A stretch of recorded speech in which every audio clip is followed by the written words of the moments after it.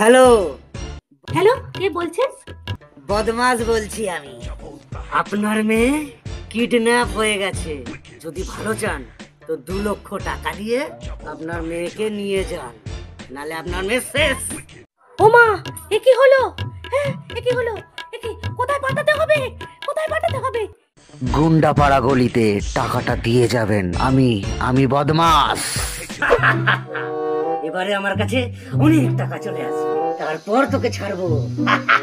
হ্যাঁ দাদা, এখানে বদমাস কে আছে? পার্সেল আছে। আরে নিয়ে নিচ্ছেন, আপনি সই করে দিন।